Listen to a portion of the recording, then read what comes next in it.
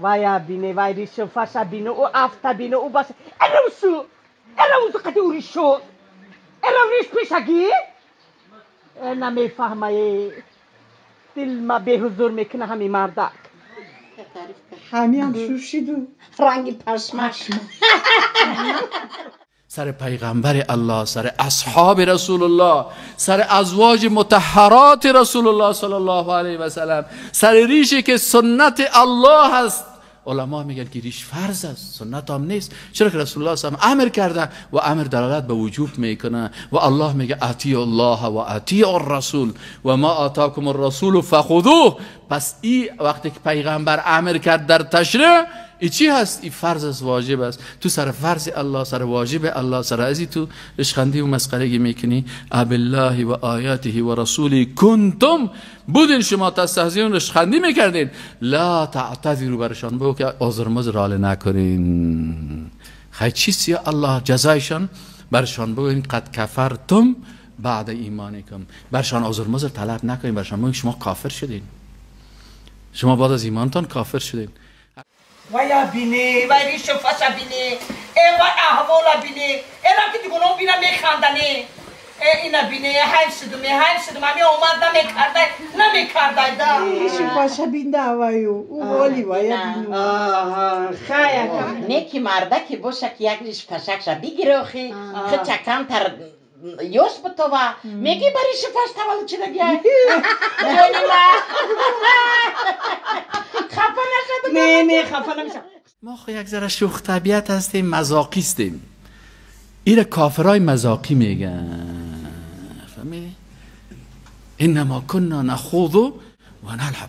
الله متعال برشان میگه قل بگوی رسول الله صلی الله علیه و سلم بر از این مردمایی که در کفریات مذاق میکنن سر شعائر ما مردم ها گفتیم ریش بان، ایدیش امر الله هست. یگان تاج باز میگه من در نقش بازی میکردم و مسخرگی میره میکنن، در نقش کافر میشه. حالا سریال ها بسیار مردم ها کافر میشه. چرا؟ برایش نقش یک مشرک میته، بازی میره گپای مشرکانه میزنه، گپای کفری میزنه. بعضی کسا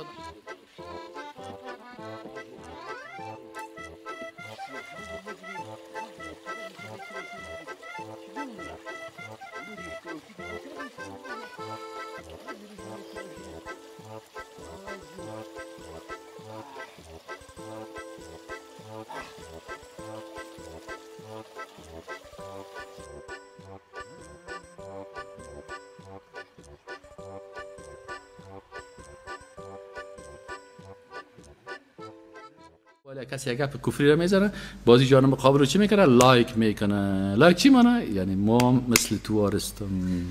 دینیم یک لایک خودی کافر میشه. یک لایک خود یک کسی کافر میشه.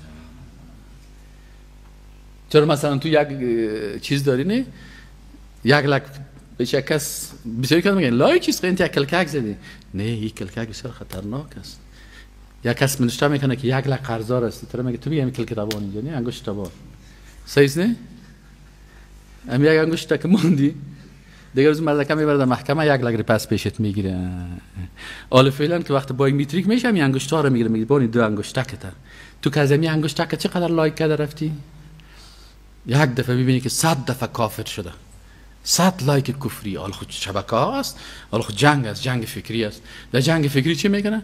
بسیاری کسا به نام مسلمان ها در بین مسلمان ها تخریب میکنن.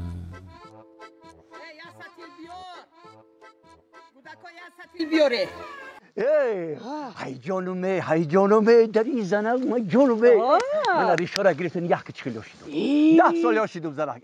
در حقیقت مردک در حقیقت یوش میتوی مردک نمیشه که هر بیگه پیش خو رشته تروشی که 10 سال 20 سال دیگه در نظرم یوش توی